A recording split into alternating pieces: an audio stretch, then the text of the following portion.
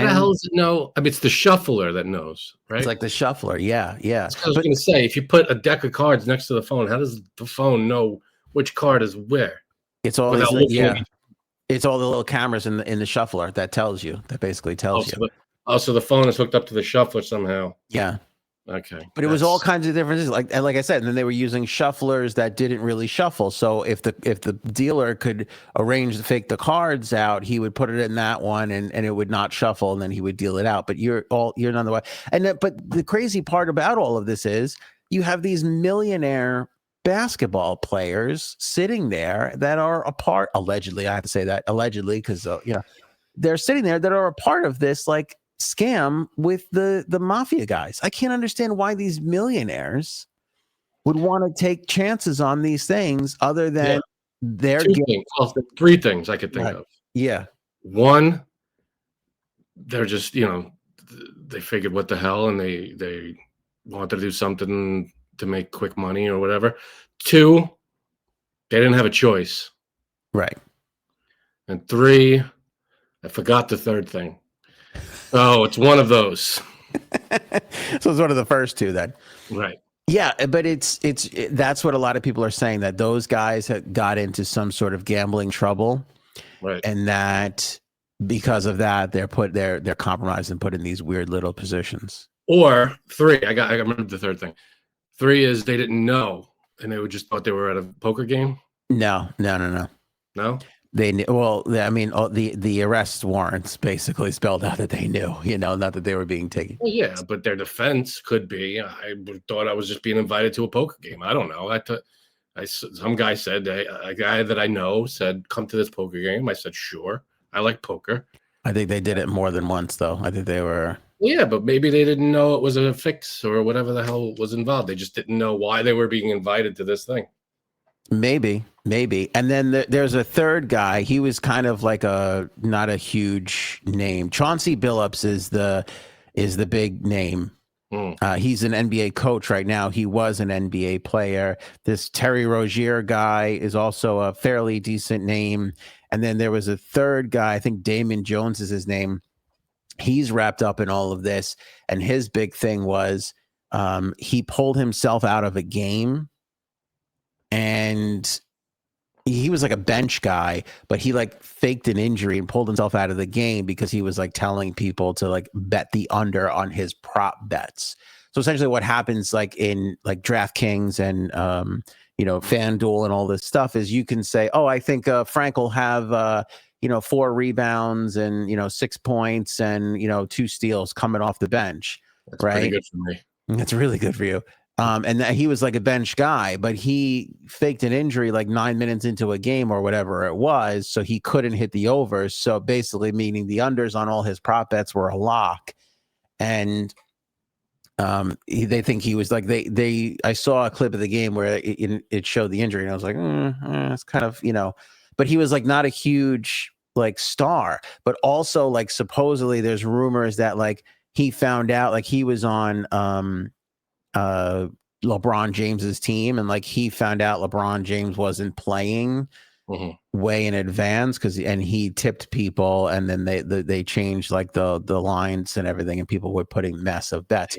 But what's interesting about it too is when you're dealing with like a bench guy like that, it's like the amount of people betting on those guys. Like it's one thing to bet on LeBron James, is he going to hit the over, the under, or whatever? But when you're betting on a bench guy, it should be like an alarm. And I think this is what kind of started to tip them off to all of this, that like all of a sudden the 12th man has suddenly got, millions of dollars on his over under, because all these people betting these mom guys, they're all out for themselves. You tell one person, don't tell anybody. And then all of a sudden there's, yeah, that drives the number up, and all of a sudden it gets attention. Yeah. Yeah. So it's kind of crazy. And again, like the question of why these guys would get involved, like what were they betting on that caused trouble? Because the other problem is too, like, and this goes back years ago, like all this stuff. Years ago, the players couldn't bet. I think now they're allowed to bet like on FanDuel and all that stuff, because FanDuel and DraftKings are all throwing money at these leagues. So now the leagues can't ban the players. They can't bet their own sport, right? They can't bet their own games. I know that. I think they can't bet their own sport too. I think that might be part of it. But but they're thinking that if they're betting all this stuff on FanDuel, they're probably betting their own sport in an illegal matter. I was reading these stats before, and I don't remember them, but it's still an outrageous amount of money. Like everybody thought that once FanDuel and DraftKings came in, all the money would go legal, but there's still billions bet illegally in this country. And one of those methods they're thinking now is these players going, well, I can't legally bet on my sport, but I want to. So I'll go find a bookie and I'll bet. And they think that maybe that's how they got into this trouble. And something else, man. Bet, there's a million sports. Yeah. Bet a different thing. But could you imagine being forced to sit at a table? And they did it in the Hamptons, right out here, right by me. They did it in the city, a place that like Kylie Jenner used to rent. It's so funny that the news, they always want to put somebody else's name on it. Like, oh, Kylie Jenner, now I'll pay attention. Yeah, but it's like Kylie Jenner's former loft, home to one of these cheating scandal poker games, Kylie Jenner's at home like, the fuck did what? Mention me in this shit? Yeah. It's like 17 billion degrees of Kevin Bacon. They're like, Yeah. Kevin Bacon once bought a Snickers at the place down the block from this hotel. Oh, that's something. I can't believe Kevin Bacon's wrapped up in this whole thing. Yeah. Oh my God. You believe this Kevin Bacon scandal? Unreal. Did you hear about Newman?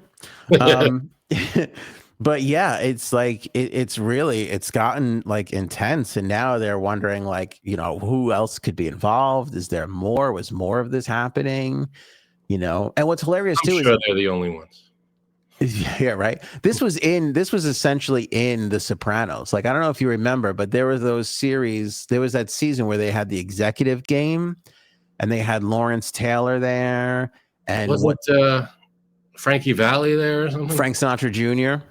Yeah, it was Frank Sinatra Jr. And they never say that they were like cheating, but they were counting the wins at the end. Like, they never said that they were doing anything. But I mean, essentially, that's what they were doing, And these wise guys just figured out, it's like, hey, we can use all this cheating stuff, and they'll see NBA players here, and nobody's the wiser.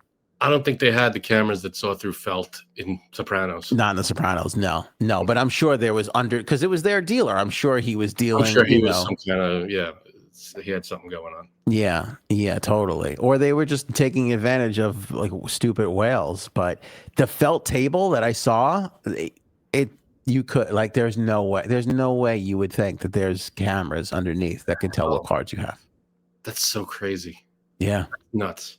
It's bizarre, and it's like it's rattling the NBA.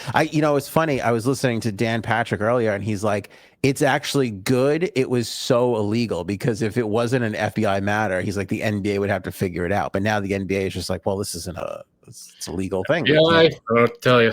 Yeah, we can't. What are we gonna do? So can they play tomorrow? No, they were all suspended, needless to say. Yeah, and it's so sad because Chauncey Billups was like, I guess he's one of these guys who was like, I always wanted to coach. He was a great player, but he's like, I want to coach, and now he's finally a coach.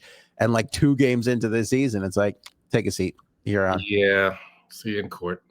Yeah, and there was not that court. Not that court. There was a funny meme. Somebody sent me a meme that was like, fully investigate the Epstein list. No, thank you. Figure out what's wrong with the NBA. Let's do that one. Like, that was the Cash Patel meme I saw. Yeah. Anyway, Britney Spears is in trouble, Frankie C. Poor Britney Spears. What is going on with her? She hasn't really been able to get it together. We still have the weird dancing Instagram videos on occasion. And now there's some footage, which I wish I could share with you, but I cannot.